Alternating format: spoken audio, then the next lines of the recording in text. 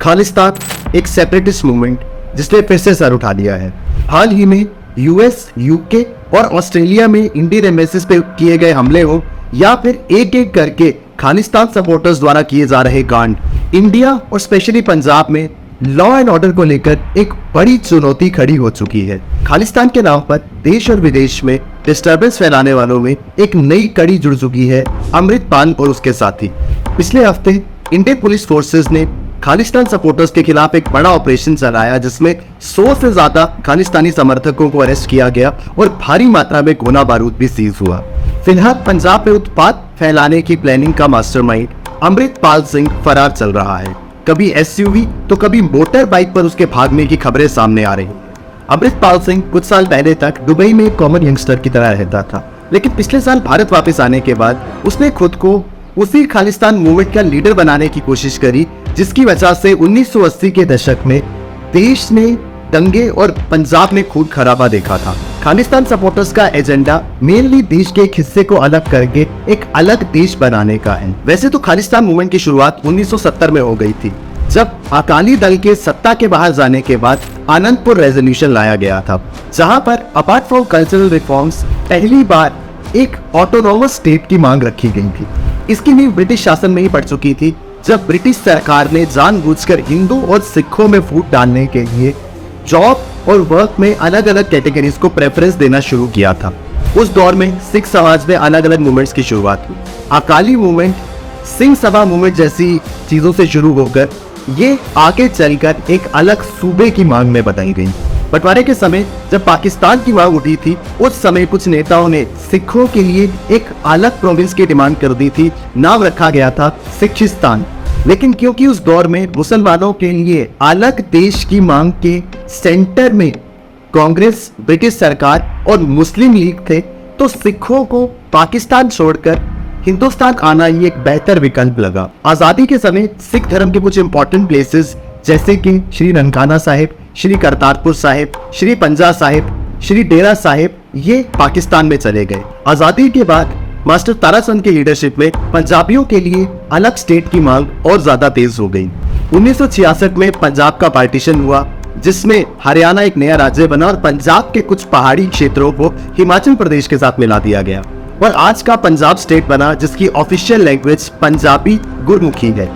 इसने पंजाब के पॉलिटिक्स में भी काफी सारे चेंजेस सामने आए।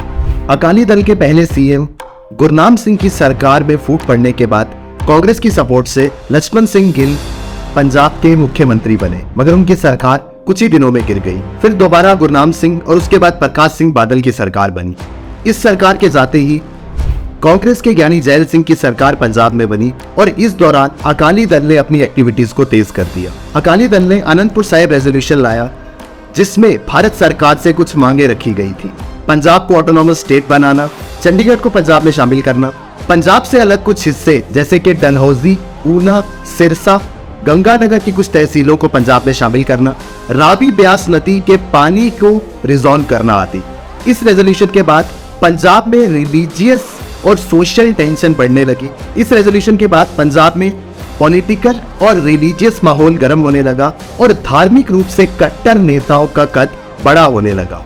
इन्हीं में एक था दमदमी टकसान का जत्थेदार जरनैल सिंह भिंडरावाले। उस समय पंजाब में सिख धार्मिक नेताओं में कई बड़े नाम थे।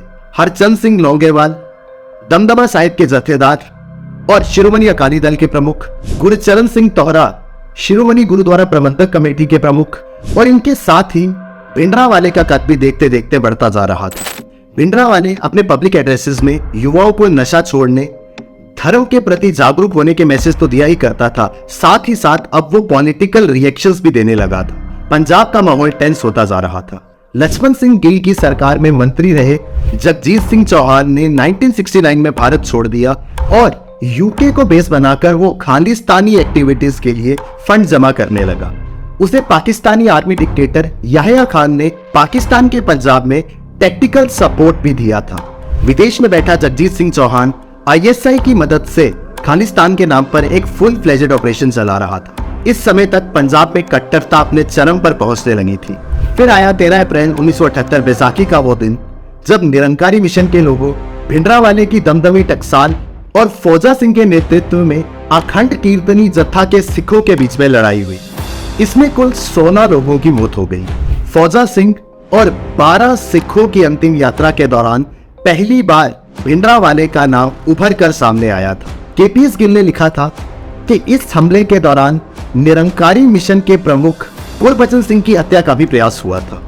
उस वक्त पंजाब में अकाली दल की सरकार थी। निरंकारी मिशन के प्रति सॉफ्ट कॉर्नर रखने का आरोप लगाते हुए भिंडरावाले पंजाब के अलग अलग हिस्सों में घूमने लगा। उसके बयान मीडिया में तेजी से छप रहे थे।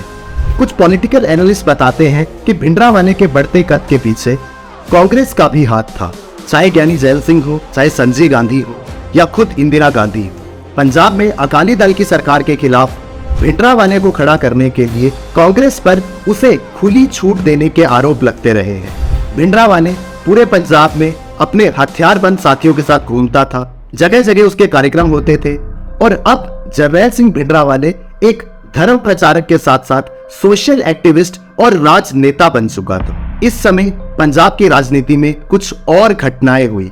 दल खालसा नाम का एक नया ऑर्गेनाइजेशन बना। विदेश में बैठा जगजीत सिंह चौहान भी भारत वापस आ चुका था।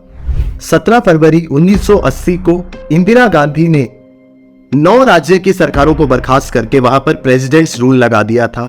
इसमें पंजाब भी शामिल था। 12 अप्रैल 1980 को जगजीत सिंह चौहान ने आनंदपुर साहिब में नेशनल काउंसिल ऑफ खालिस्तान बनाया और खुद को इसका प्रेसिडेंट भी डिक्लेयर कर दिया। पंजाब में अब हालात खराब होना शुरू हो चुके थे। 24 अप्रैल 1980 को दिल्ली में निरंकारी मिशन के गुरबचन सिंह की गोली मारकर हत्या कर दी गई। इसका आरोप गोली चलाने वाले रंजीत सिंह के साथ साथ जरनैल सिंह भिंडरावाले और उसके साथियों पर भी लगने लगा। उस समय होम मिनिस्टर ज्ञानी जैल सिंह थे, जिन्होंने जरनैल सिंह भिंडरावाले को इस केस में क्लीन चिट दे दी। जून 1980 में हुए चुनाव के बाद कांग्रेस के दरबारा सिंह पंजाब के मुख्यमंत्री बने। खालिस्तान मूवमेंट अब जोर पकड़ चुका था और पंजाब में आए दिन हत्याएं हो रही थी। खालिस्तान के खिलाफ खबर लिखने वाले पंजाब केसरी ग्रुप के मालिक लाला जगत नारायण की खुलेआम गोली मारकर हत्या कर दी गई। उनके बेटे के साथ भी ऐसा ही हुआ। अब तक खालिस्तान के अपने पासपोर्ट, करेंसी और लेटर हेड भी आ चुके थे।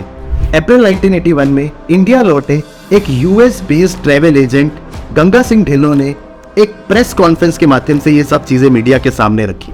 प्लेन हाईजैक और शूटआउट्स अब एक आम बात हो चुकी थी और भिंडरावाले एक बहुत बड़ा चेहरा बन चुका था। अकाली दल के प्रमुख रहे लौंगेवाल ने भिंडरावाले और उसके साथियों को अमृतसर स्थित श्री स्वर्ण मंदिर के परिसर में नानक भवन में रहने की इजाजत दे दी थी। अब गोल्डन टेम्पल को भिंडरावाले के लोगों ने आर्म्स एंड एम्युनिशंस का अड्डा बना दिया था। वो वहां पर हथियार जमा कर रहे थे और भिंडरावाले यहीं से मीडिया को इंटरव्यूज भी दे रहा था। राज्य सरकार पूरी तरह से कमजोर हो चुकी थी और law and order totally fail हो चुका था। स्वर्ण मंदिर की सीढ़ियों पर डीआईजी अवतार सिंह अटवाल की गोली मारकर हत्या कर दी गई। ये बहुत ही ट्रेजिक इंसिडेंट था और अब पूरे देश की नजर पंजाब पर बनी हुई थी। फिर ऑपरेशन ब्लू स्टार हुआ और इस सबसे पवित्र धार्मिक स्थल में गोलाबारी और खून खराबे का दृश्य देखा गया, जिसकी कीमत पूरे देश को चुकानी पड़ी। ब्लू स्टार ऑपरेशन में भिंडरावाले और उसके साथी मारे गए और गोल्डन टेम्पल को भी काफी नुकसान पहुंचा। इसके कुछ ही महीनों बाद खालिस्तानी सपोर्टर्स ने प्रधानमंत्री श्रीमती इंदिरा गांधी की हत्या कर दी और पूरे देश में दंगे फैल गए। एंटी सिक्रोइड्स में देश भर में खून खराबा हुआ और पंजाब के अंदर मिलिटेंसी का दौर आ चुका था। फिर पीएम राजीव गांधी और अकाली दल के प्रमुख संत लौंगेवाल के बीच पीस एकॉर्ड साइन हुआ, लेकिन इसका कोई भी असर होता उससे पहले ही दमदमा साहिब के जत्थेदार और अकाली दल के प्रमुख संत लौंगेवाल की हत्या कर दी गई। इसके बाद रिटायर हो चुके आर्मी जनरल एएस वैद्य को भी खालिस्तानियों ने गोली मार दी। कई वर्षों तक बड़ी संख्या में देश ने वीर जवान और आम नागरिकों को खोया। जिस बड़े पैमाने पर हथियार और फंडिंग की जा रही थी, इसके पीछे सीधे तौर पर पाकिस्तान का हाथ बताया जाता है। खालिस्तान समर्थकों ने देश विदेश में अपने अलग अलग ऑर्गेनाइजेशन बना लिए थे। Babbar Khalsa international, Khalistan liberation force आदि। वर्षों तक खून खराबा चला। खालिस्तान सपोर्टर्स द्वारा बैंक लूटे गए, एयरप्लेन्स हाईजैक किए गए। इसी दौरान वर्ल्ड का सबसे भयानक बम ब्लास्ट भी हुआ। कहीं पर बसें रोककर निर्दोष सवारियों पर गोलियां चला दी गई और कहीं पर विरोध करने पर पंजाब के लोगों को ही मौत के घाट उतार दिया गया। इंसर्जेंसी का एक लंबा दौर चला और देश ने वो दिन भी देखा जब पहली बार एक स्टेट के सीएम तक की हत्या कर दी गई। आगे चलकर पंजाब की जनता इन खालिस्तानियों के खिलाफ खड़ी हुई। लॉ एंड ऑर्डर को दुरुस्त करने वाले केपीएस गिल जैसे जाबाज आईपीएस ऑफिसर्स और पंजाब पुलिस के वीर जवानों की मदद से पंजाब ने अपनी पुरानी पहचान वापस पा ली थी। आंकड़े बताते हैं कि 1981 से 1999 के बीच 21,000 से ज्यादा लोग मारे गए, जिसमें 11,752 साधारण नागरिक थे और 1,758 सिक्योरिटी फोर्सेस के लोग थे। और इसी पीरियड के दौरान हमारी फोर्सेस ने 8,000 से ज्यादा खालिस्तानी आतंकियों को भी मार गिराया। आगे चलकर खालिस्तान एजेंडा के पुराने लीडर्स ने भी इससे अपनी राह अलग कर ली। खालिस्तान मूवमेंट के फाउंडर जगजीत सिंह चौहान ने इंडिया आकर एक नई पार्टी बनाई जिसका नाम था खालसा राज पार्टी, पर वो पार्टी उतनी कामयाब नहीं हुई और 2007 में जगजीत सिंह चौहान की मौत हो गई। रॉ के अधिकारियों ने इस पूरी खालिस्तान मूवमेंट के पीछे विदेशी एजेंसियों का हाथ बताया है। विदेशों में बैठे खालिस्तान सिंपथाइजर्स समय समय पर इंडिया के अगेंस्ट अपने एजेंडा को तेज करते रहते हैं। सिक्स फॉर जस्टिस के नाम पर खुलेआम एंटी इंडिया स्टेटमेंट्स देने वाला पन्नू हो या फिर पाकिस्तान में बैठा गोपाल सिंह गिल, इनका यही काम है समय समय पर खालिस्तान के मुद्दे को हवा देना। इसी अलगाववाद के जिन को दोबारा जिंदा करने के लिए कुछ लोग फिर से सर उठाने लगे हैं। इस कड़ी में समय समय पर खालिस्तान को सपोर्ट करने वाले कुछ लोग अपनी एक्टिविटीज दिखाते रहते हैं, कभी कनाडा, कभी ऑस्ट्रेलिया तो कभी यूके। समय समय पर ऐसे इंसिडेंट सामने आते हैं जहां पर इंडियन एम्बेसीज, इंडियन फ्लैग्स या इंडियन रेजिडेंट्स के अगेंस्ट रेशियल अटैक्स सामने आते हैं। फॉरेन कंट्रीज में हमला करना हो या पब्लिक ऑर्डर को डिस्टर्ब करना हो या फिर इंडिया ऑस्ट्रेलिया मैच को डिसरप्ट करने की धमकी देना हो या फिर दिल्ली की दीवारों पर खालिस्तान के समर्थन में नारे लिखना हो। कुछ दिन पहले ऑस्ट्रेलिया के ब्रिस्बेन में इंडियन हाई कमीशन के बाहर खालिस्तान समर्थकों ने हंगामा किया, जिसके बाद उसे बंद करना पड़ा।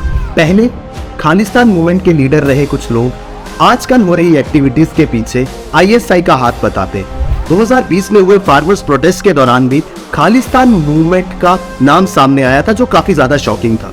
2020 में हुए फार्मर्स प्रोटेस्ट के दौरान भी खालिस्तान की बात उठी थी, जो कि काफी शॉकिंग था। 2021 के रिपब्लिक डे के दिन लाल किले पर जो हमला हुआ, हिंसा हुई, उसके पीछे भी खालिस्तान सपोर्टर्स का ही हाथ था।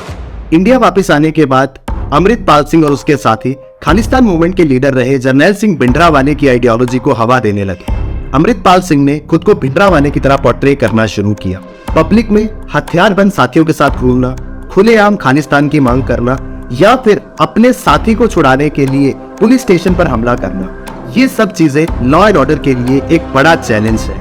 इतना ही नहीं, न्यूज सोर्सेज के अनुसार अमृतपाल सिंह ने अपनी एक प्राइवेट आर्मी बनाने का भी प्रयास किया, जिसका नाम था AKF यानी अनंतपुर खालसा फोर्स। इस ग्रुप के ठिकानों पर मिली AKF लिखी हुई जैकेट्स हो या गोला बारूद हो, ये सब चीजें इसी ओर इशारा करती।